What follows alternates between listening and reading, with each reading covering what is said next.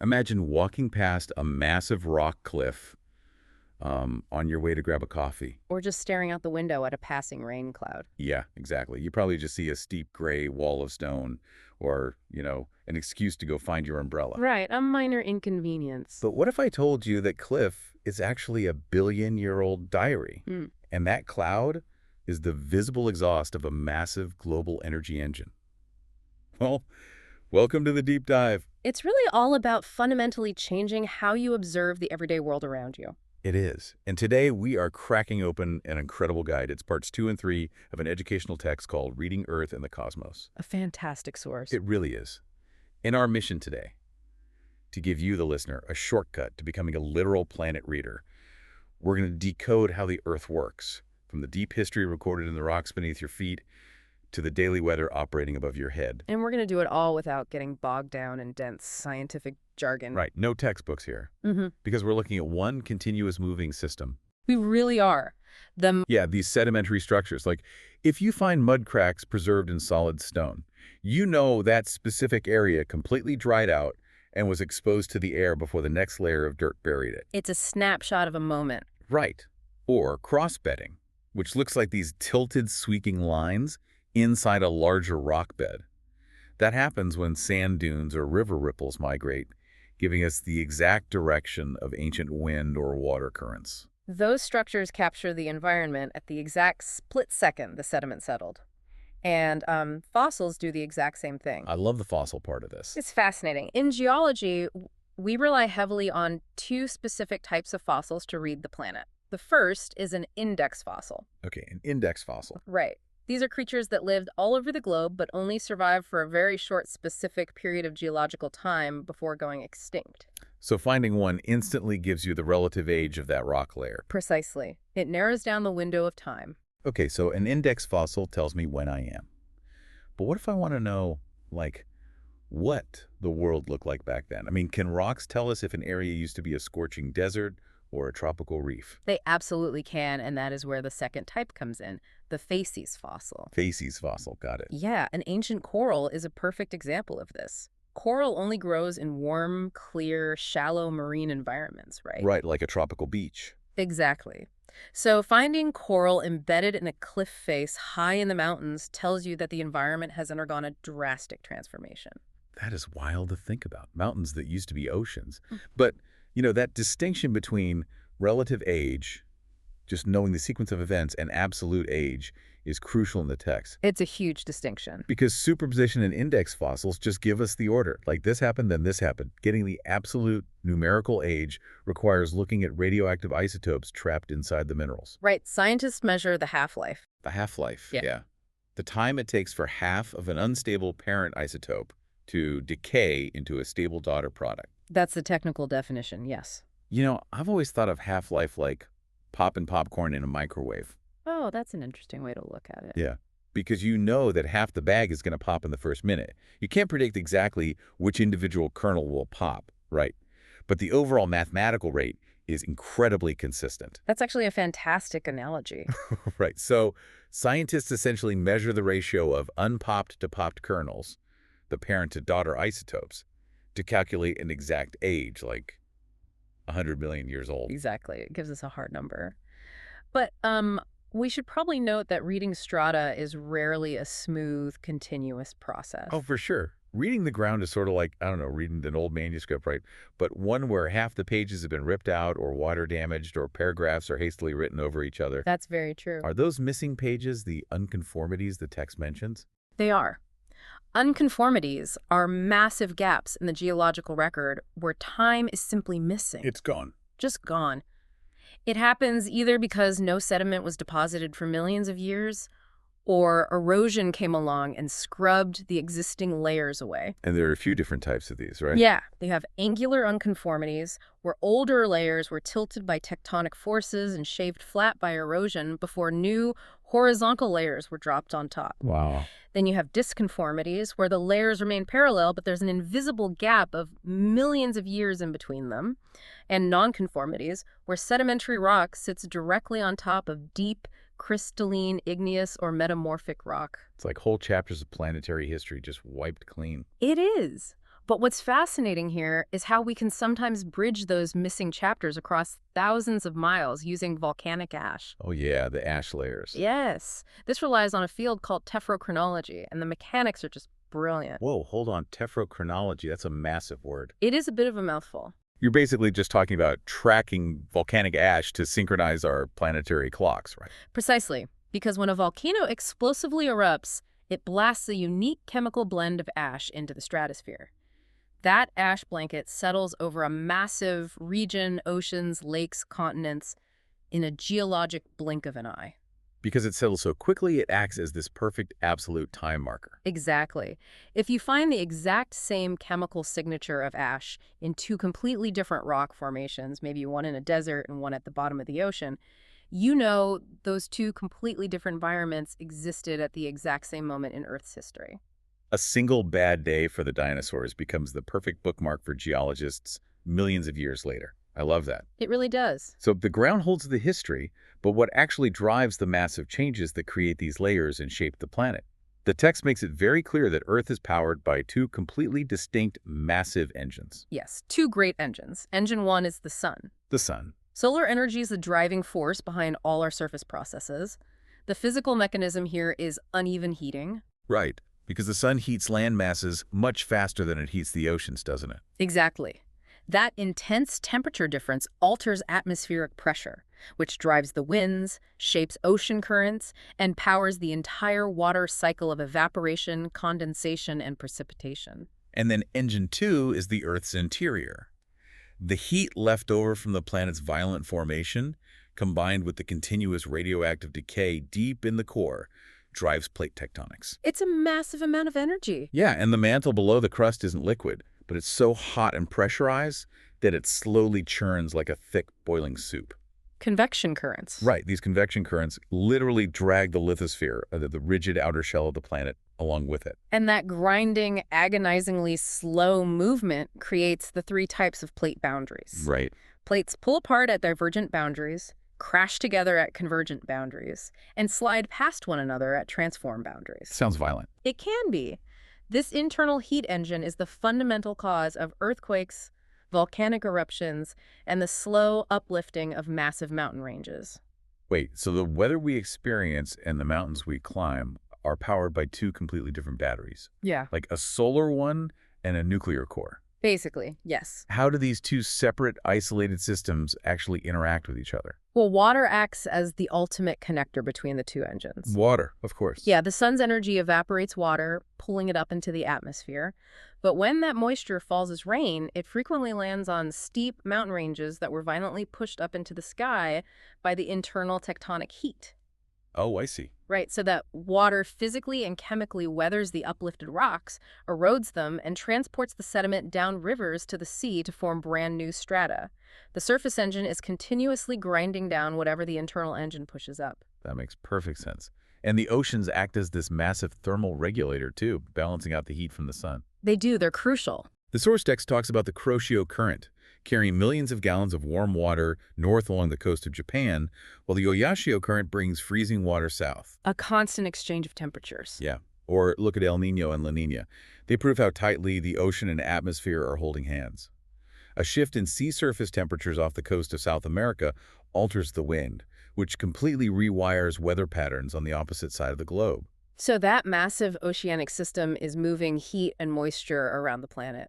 But what happens when that global atmospheric machinery smashes into a specific human settlement? That's where things get dangerous. Exactly. When these planetary engines interact with local geography, natural phenomena transform into natural hazards. Which brings us to Japan.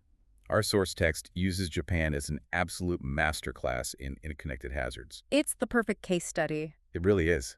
Take their legendary winter monsoon. Japan's snow isn't just winter, it is a violent geographic collision. It's extreme. Freezing dry air sweeps off the Siberian continent, but before it hits Japan, it travels over the relatively warmer sea of Japan. The ocean acts as a giant humidifier and the cold air soaks up massive amounts of steam. Then, that heavy moisture-laden air hits the steep mountains of western Japan. The topography physically forces the air upward. Up into the colder atmosphere. Right. It rapidly cools, loses its capacity to hold moisture, and drops staggering world record amounts of snow. The hazard is a direct product of the landscape forcing the atmosphere's hand. Wow. And the summer flips the script entirely with Suyu, the rainy season. Yes, the rainy season. This isn't just a passing storm, right? It is driven by a stationary front. It's like an atmospheric tug-of-war where neither side wins. Warm, moist, oceanic air pushes against cool northern air, and they just stall over the islands. They just sit there.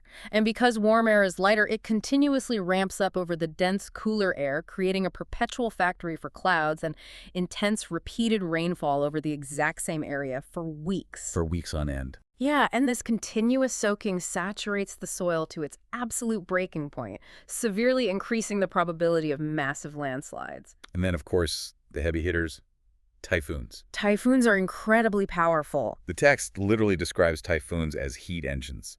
And this goes back to the physics of water. Think Yeah. about how sweating cools you down, right? Evaporating water absorbs heat from your skin. Yes. Well, typhoons run on the exact opposite process. When warm ocean water evaporates into the sky, then condenses to form storm clouds, it releases all that stored energy, which is called latent heat. That release of latent heat acts like fuel injected directly into an engine. It violently warms the surrounding air, causing it to rise faster, which drops the atmospheric pressure at the surface. And that low pressure just pulls in more wind. Exactly. That low pressure pulls in even more violent winds and oceanic moisture, basically feeding the beast. They bring this brutal compound threat, extreme wind, torrential rain, and storm surge. The storm surge is devastating. And it isn't just waves. The extreme low pressure acts like a vacuum, literally allowing the surface of the ocean to bulge upward and flood the coast. It's a terrifying mechanism. Here's where it gets really interesting, though. Japan is essentially sitting at the crossroads of Earth's biggest traffic intersection, caught between freezing continental air, endless oceanic moisture, and the grinding of 4 different tectonic plates. It is arguably one of the most dynamic environments on the planet. But, this raises an important question regarding the nature of disasters themselves. Oh. A hazard only becomes a disaster when it collides with human vulnerability. Yeah, right. A Category 5 typhoon churning over an empty stretch of the Pacific is just weather. It is a stunning, terrifying display of atmospheric physics, but it's just weather. It's not hurting anyone. Right. It becomes a disaster when it hits a coastal city heavily paved with asphalt and concrete. Because the water has nowhere to go. Exactly. The natural soil can't act as a sponge anymore. The heavy rain instantly overwhelms the artificial drainage systems, leading to severe urban inundation. So the flood is partly man-made. The resulting disaster is a joint product of the meteorological hazard and human urban design. That's a vital distinction. But here's the thing. Acute weather hazards like typhoons and stationary fronts, they've always existed. They have. What the source text emphasizes is that the baseline conditions of the planet are shifting.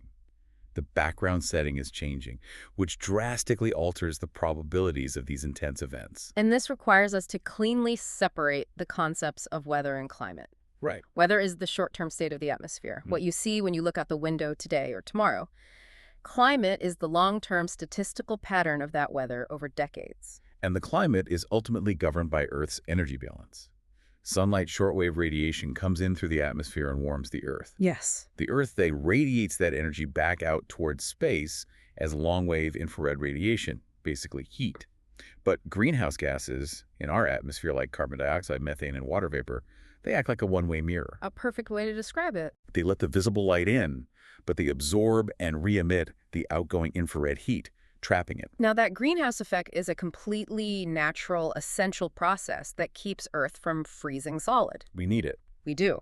However, the source text lays out the physical mechanism here very clearly. Human activity, specifically the burning of fossil fuels, has rapidly increased the concentration of these specific gases. Which traps more heat. Exactly. This traps significantly more heat within the closed system, adding a strong artificial warming influence on top of normal natural variations. And that extra heat triggers positive feedbacks. And, in Earth science, positive doesn't mean good. Oh, definitely not good. It means an amplifying loop. The major one the text breaks down is the ice albedo feedback. Albedo is just a scientific measurement of reflectivity. White sea ice is like a mirror. It has a high albedo and bounces sunlight right back into space. But as the trapped heat melts that white ice, it exposes the dark ocean water underneath. And dark water absorbs heat. Right. That dark water acts like a sponge, absorbing the sun's heat rather than reflecting it. This warms the ocean further, which melts even more ice, exposing even more dark water. The cycle just feeds itself. The physical impacts of trapping all this energy are wild. The oceans actually absorb the vast majority of this excess heat. And just like water boiling in a pot, as seawater warms, it physically expands. Thermal expansion. Yeah, this thermal expansion combined with trillions of tons of melting land ice is what physically drives sea level rise. And the oceans are also absorbing a massive portion of the excess carbon dioxide we emit. Right, it's not just the heat. No.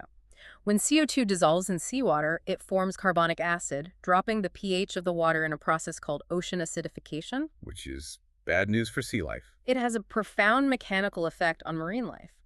Organisms like coral and oysters rely on carbonate ions in the water to build their calcium carbonate shells. But the excess acid binds up all those building blocks. Yeah. Right? So the coral has to spend drastically more energy just trying to build its skeleton than it does surviving or reproducing. It's exhausting for them. So what does this all mean for you, the listener? Because, I mean, you hear people say all the time, it's freezing outside today, so global warming isn't real. You do hear that a lot. Or, conversely, they'll point to a single bad heat wave as absolute proof of climate change. How does our source material untangle that logic? Well, if we connect this to the bigger picture, think of daily weather as a single roll of a pair of dice. Okay, rolling the dice. Even with a shifting climate, you can still roll a cold day or a perfectly average rainstorm. But climate is the physical weight inside the dice. Ah, I see. Changing the climate changes the probabilities. You are heavily loading the dice to roll extreme heat or intense rainfall more frequently. That makes a lot of sense. Yeah. The text outlines that managing this loaded dice scenario requires two parallel strategies. Mitigation, which is physically reducing greenhouse gas emissions to stop loading the dice further. We have to stop loading them? Right. And adaptation, which means preparing our cities for the heavier rolls that are already locked in. Things like engineering better flood defenses or designing cooling centers for inevitable heat waves. Navigating both mitigation and adaptation requires society to be incredibly literate in how we interpret the shifting numbers. Yeah, we have to know what we're looking at. Becoming a planet reader fundamentally requires understanding data, averages, and scientific uncertainty. Let's workshop that, because it is so easy to be misled by data if you don't know the rules of the road. It really is. The most important rule the text highlights is distinguishing between correlation and causation. Correlation just means two trends happen to move together. Like ice cream sales and sunburns both skyrocket in July, they correlate perfectly. But one does not cause the other. Exactly. Eating ice cream does not physically burn your skin. They are both caused by a third variable, which is summer weather. Right. In earth science, you cannot claim causation until you can explicitly prove the physical mechanism, the actual why and how one thing forces another to happen. We also have to be incredibly careful with how we use averages. Relying on an average can be genuinely dangerous. Absolutely. A city's average annual rainfall might look completely normal on a spreadsheet. Mm. But if all 40 inches of that rain falls in 3 violent days, instead of being spread gently over 3 months, you do not have an average year. No, you have a disaster. You have a catastrophic flash flood, followed by 9 months of severe drought. The extremes dictate our actual risk, not the averages. Which leads directly into how we communicate scientific uncertainty. People get tripped up on this word a lot. They do. When climate modelers or meteorologists state there is uncertainty in a projection, they are not guessing. Right. It is not a synonym for ignorance. Uncertainty simply acknowledges that Earth is an immensely complex system and provides a calculated range of possible outcomes based on the physics. I look at data like it's the Earth's dashboard. You can't just glance at the speedometer and assume you know exactly how the car is performing, you know? Exactly. You have to check the engine temperature, monitor the fuel mixture, check the tire pressure, and watch the road conditions all at the exact same time to drive safely without crashing. And reading that dashboard is not a skill reserved for academics and lab coats. No, it's for everyone. It is a vital everyday life skill. Understanding how to decode a municipal hazard map, interpreting the severity of a weather warning, or making sense of a shifting climate graph, these are the exact tool you use to decide where to safely buy a house, when to evacuate your family during a storm, and how to vote on major community infrastructure projects. So as we wrap up this deep dive, let's step back and look at the whole picture. The Earth is not a static rock passively floating in space. Far from it. It is a massive, relentlessly active, interconnected system of heat, water, rock, and air. And it operates on scales ranging from the split-second flash of lightning in a typhoon to the billions of years it takes to slowly forge a continent. The nuclear heat churning deep in the mantle and the solar radiation bombarding us from above drive a continuous planetary cycle of change. A never-ending cycle. It is a cycle that physically carves the mountains, stirs the oceans, dictates the weather, and ultimately governs our survival. But I want to leave you with a final thought to mull over, something that builds on our earlier discussion of deep time and strata. Okay. We talked about how the Earth's entire history is written in the ground, right? The mud cracks, the facies fossils, the microscopic layers of volcanic ash, they all tell the vivid story of what happened millions of years before we got here. They're the diary entries. Exactly. So imagine the geologists of the far, far future. Millions of years from now, when they dig down to the thin rock layer representing our current era, the Anthropocene, what exactly are they going to find? That's a great question. What kind of bizarre fossilized markers, chemical signals, and artificial sedimentary structures will they find left behind by our society? Will it be a distinct compressed layer of microplastics? Will they find unusual, unnatural spikes in atmospheric carbon isotopes permanently trapped in the ice? It is a profoundly humbling perspective. It really is. It forces us to realize that we are not merely living on the surface of the Earth. We are actively writing the next permanent page of its geological diary.